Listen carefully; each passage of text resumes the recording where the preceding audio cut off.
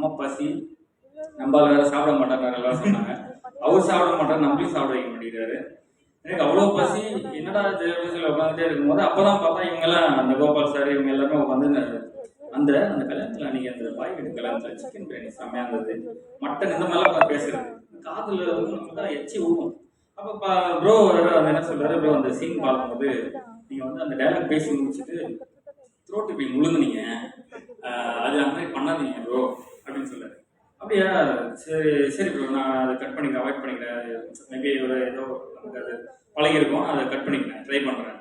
இவர் உடனே ஏன் சார் அப்பப்போ நீங்கள் வச்சு முடியலீங்கன்னா ஒருவேளை உங்களுக்கு சுகர் இருக்குமோ? எனக்கு வந்து நான் என்ன சொன்னாலும் நான் ஓவர் திங்க் எனக்கு அது மண்டல ஓடிட்டே இருக்கு.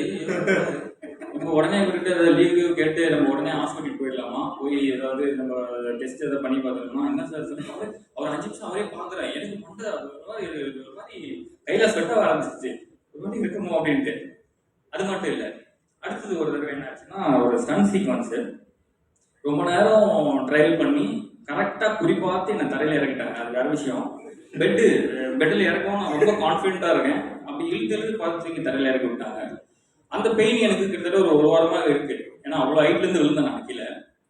ஸோ அது வந்து நான் சார்கிட்ட சொல்லிட்டு இருக்கேன், சார் இந்த மாதிரி சார் பேக் பெயின் ரொம்ப இருக்கு, கொஞ்சம் கவனிக்காமல் கீழே போட்டு விட்டாங்க சார். இல்லை சார், ஆமாம் சார், அப்படிலாம் நீங்கள் வந்து ஃப்ரீயாக விட்டுறாதீங்க சார், பேக் பெயின்லாம் சும்மா வராது, நீங்கள் உடனே போய் எம்ஆர்ஐ எடுத்து விட்டுருங்க சார், பெரிய பிரச்சனை ஆகிடும், நீங்கள் பார்த்துங்க அப்படின்ட்டாரு. ஐயோ நடா இது அப்படின்னு சொல்லிட்டு அந்த மாதிரி ரொம்ப அவர்கிட்ட பேசும்போது எனக்கு ரொம்ப ஒரு மோட்டிவேஷனாக இருக்கும். அந்த மாதிரி தான். அதே மாதிரி என்கிட்ட மட்டும்தான் அவர் அப்படி இருப்பார். அது ஏன்னு எனக்கு தெரியாது. திடீர்னு இப்போ ஒரு 3 நாளைக்கு முன்னாடி சாரை மீட் பண்ணுறதுக்கு பொக்கே வாங்கலான்னு போவோம். என்னை பார்க்குறாரு, நான் வந்து காப் பண்ணுறதுனால சேவ் பண்ண இல்லையா, பார்த்தோன்னே கேட்குறாரு, சார் நீங்கள் ஃபுல் ஷேவ் பண்ணதா சார் நல்லா இருக்கீங்க, இது தாடி நல்லா இல்லை சார். சார் நம்ம பக்கத்தில் சலூன் இருக்குது சார், நான் போய் ஷேவ் பண்ணுறது சார். அப்புறம் இல்லை சார், இந்த தாடி சொல்ல, நீ முன்னாடி நல்லா தாடி வச்சிருந்தீங்களா அந்த மாதிரி.